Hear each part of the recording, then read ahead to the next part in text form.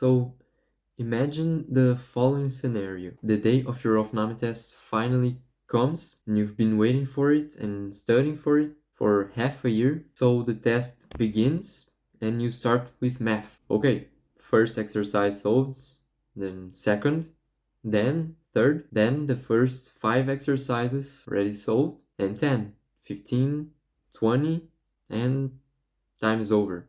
And it went by so quickly that you didn't even realize it went over. And here's the worst, you couldn't even see how the last 10 exercises were. So many people fail Aufnahme test not because they are bad at German or math, but because of avoidable mistakes. Also, I put common mistakes we make on the title because I made some of them too. The story I just told you actually is similar to what happened to me.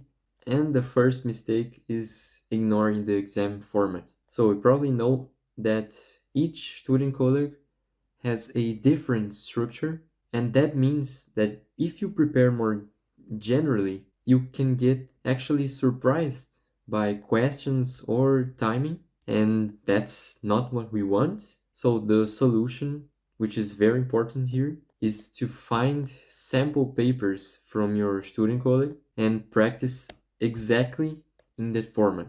Okay, this is very important. And the second mistake is to underestimate the exam. So if you do that and you study using sample papers, there's a risk that you may think after some time that you know everything about the exam and it will be easy. But here's my advice, okay? From personal experience, the real exam will probably be actually a little harder than it is on the sample papers. Some Studienkollegs, they make this on purpose, or sometimes it's just because of pressure at the moment. But yeah, take that into consideration. Also, another mistake is to study without a plan. So randomly doing exercises or learning words whenever you want, it's not efficient enough.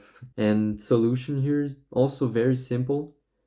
You can create a schedule like study 40 minutes per day, uh, write 3 C tests. Something as simple as that will help you a lot in your preparation. And the last mistake I want to share with you is not practicing under time pressure. So perhaps this is the biggest mistake of them all. And so maybe you can solve everything at home, feel comfortable with almost every kind of exercise, but too slowly. And you don't know that because you didn't practice using a timer. So sometimes you're not quick enough solving exercises. And I say that because this was exactly my case.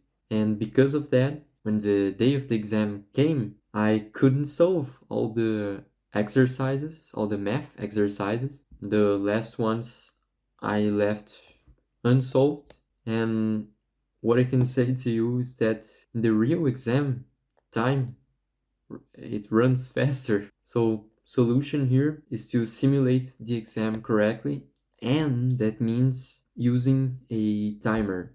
Also, a strategy that I would like to share with you is to learn to skip difficult questions first, and then at the end of exam, if you have time left, you come back to it and you try to solve it again, or else just leave it there.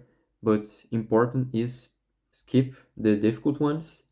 It's more important actually that you solve the other ones which are easier, and that will help you a lot in the exam itself, because this is something that you will probably have to use in the day of the exam. But yeah, the key is actually a good strategy. Okay, that's what can make the difference between you and other people that are applying to the same Studienkolleg as you. So keep that in mind, okay? Do it with strategy, prepare yourself very well, and go for it. And if you want help in your admission process, I have two resources for you. Okay, the first one is a platform for searching for C-tests and math exercises from real Aufnahme tests. Okay, this I think is very helpful when you're studying for Aufnahmeprüfung. And the link is in the description, okay? It's completely free. You can use it as you want. And the second is a guidance program. So you have access to my WhatsApp number and I can help you in every step of your admission process. So from the beginning, that is the application to the Aufnahmeprüfung itself, until the day you land in Germany.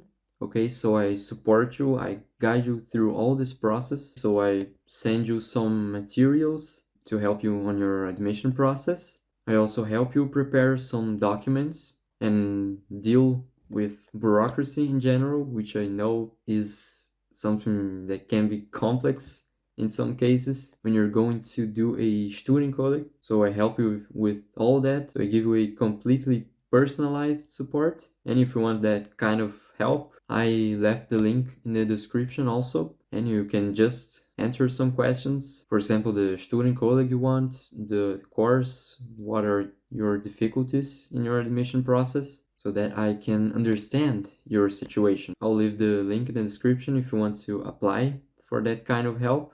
And I hope this video helped you. And I see you guys in the next video.